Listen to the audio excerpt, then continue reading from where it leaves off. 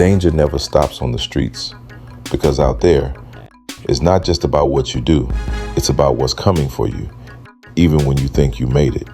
See, people think the streets are dangerous when you're coming up, when you're broke, when you're trying to prove something, but that's not when the danger is at its worst. The danger gets real when you've already made a name, when people know who you are, what you drive, where you might be. That's when it stops being about hustling and starts being about surviving. Because now, everybody's watching. Police, enemies, even the people standing next to you. I remember one time I got picked up, not arrested, picked up by police. No lights, no paperwork, no explanation, just grabbed, hit in the head with a gun, and thrown in a car like I didn't exist. They drove me out, not to a station, but to a graveyard. Think about that, standing there, looking at headstones, wondering if your name about to be the next one carved in stone. That's when you realize this ain't law and order. This is pressure. This is power. This is a message. And it didn't stop there. There were times police weren't even trying to lock me up. They were trying to catch me slipping, hoping they'd find me in one of my sports cars, not to arrest me, but to extort me, trying to flip the game, trying to work for me. That's how twisted it gets.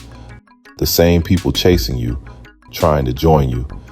Then you got the streets themselves, other dealers, smiling in your face, shaking your hand, setting you up behind your back. I was pulled into a deal once, looked normal on the surface, but something felt off. Turns out it was federal, a setup. They weren't trying to do business, they were trying to end mine. That's the kind of chess game you're playing. Every move could be your last one. And when they couldn't get to me directly, they went after my people. Police would hit my crew again and again and again, robbing them, pressuring them, breaking them down piece by piece just to get to me, because they knew if you can't crack the leader, you crack the ones around him. But the streets don't just touch you, they touch everything connected to you. I had enemies who couldn't get to me, so they went somewhere else. They shot up my mama's house, my mama. Let that sit for a second. That's when it stops being about money. That's when it stops being about power. Now it's personal. Now it's pain. And then comes the betrayal, because it's not always your enemies you got to worry about. Sometimes it's the people closest to your circle. One of my crew members, his girlfriend, turned informant, started working with the FBI just to get her own charges dropped. That's the game. People don't always fold because they weak. Sometimes they fold because they scared, because the pressure got too heavy. See, all of this was happening during a time when the streets across America were different. The crack epidemic wasn't just drugs, it was chaos. It flooded neighborhoods fast and left destruction even faster.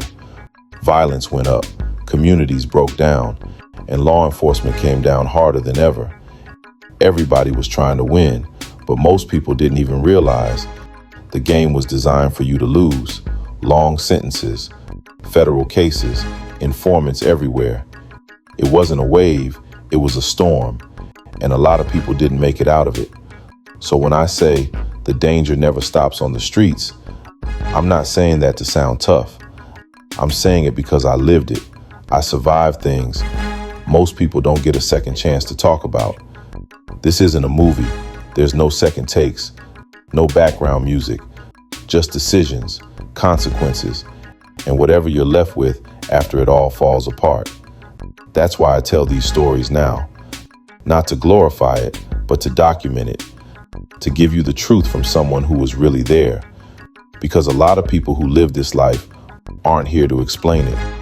If you want the full story, everything that led up to it, everything that came after, that's in my book. Everybody wants some. This right here, this just a piece of it.